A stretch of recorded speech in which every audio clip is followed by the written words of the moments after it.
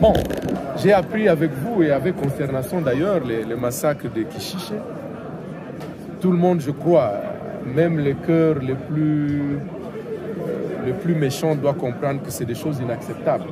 Et dans une situation comme celle-ci, je ne dis pas parce que je ne suis pas la juridiction appropriée, mais c'est des faits qui s'apparentent à un crime de guerre. Et vous savez bien qu'un crime de guerre est imprescriptible. Et il faudra absolument que ces genres d'agissements ne se répètent plus et que les auteurs de ces crimes de guerre, de ces actions ou ces actes, soient poursuivis. Ils doivent être absolument jugés et de manière exemplaire.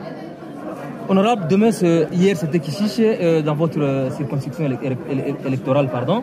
Peut-être après demain, ça sera aussi dans d'autres groupements. Qu'en dites-vous? Mais pourquoi vous voulez que les malheurs frappent ailleurs?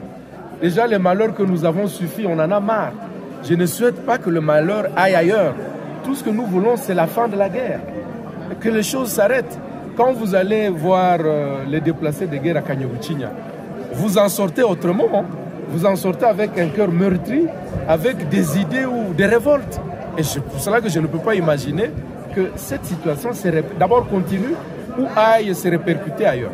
Donc pour moi, je pense que nous devons travailler tous pour que la paix revienne et que tous ces déplacés regagnent leur milieu naturel. Et que faites-vous en tant que parlementaire pour que la paix puisse revenir? Nous nous battons, nous essayons de sensibiliser les collègues, on sensibilise le gouvernement et le gouvernement travaille beaucoup.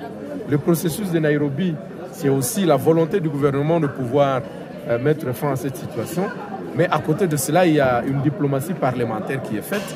On va sensibiliser aussi les collègues de l'étranger pour qu'ils comprennent les vrais enjeux de cette guerre. Parce qu'au-delà du discours, il y a des enjeux qui ne disent pas leur nom ou des enjeux qu'il faut probablement comprendre après une certaine explication. Et comme député national, je crois que je m'inscris dans cet effort collectif de diplomatie parlementaire pour essayer de mobiliser le plus possible d'acteurs pour que la guerre s'arrête. Professeur, c'est ma toute dernière question. Dans votre livre, dans un de vos livres, vous estimez que la République démocratique du Congo est un État multinational. Je cite vos propos. Est-ce que c'est ce qui vient se matérialiser en fait avec cette guerre du M23 et toute la pression qui a sur le gouvernement congolais à pouvoir dialoguer avec les rebelles qui sont en train de terroriser la province Nord Kivu? Je pense pour comprendre la situation que le Congo vit aujourd'hui, il faut se référer à l'histoire. Et ça ne serait pas exagéré de vous dire qu'il faut rentrer en 1885 pour voir comment le Congo a été créé. Dans les livres que vous évoquez, effectivement, je montre l'itinéraire juridique du Congo depuis 1885 jusqu'à aujourd'hui.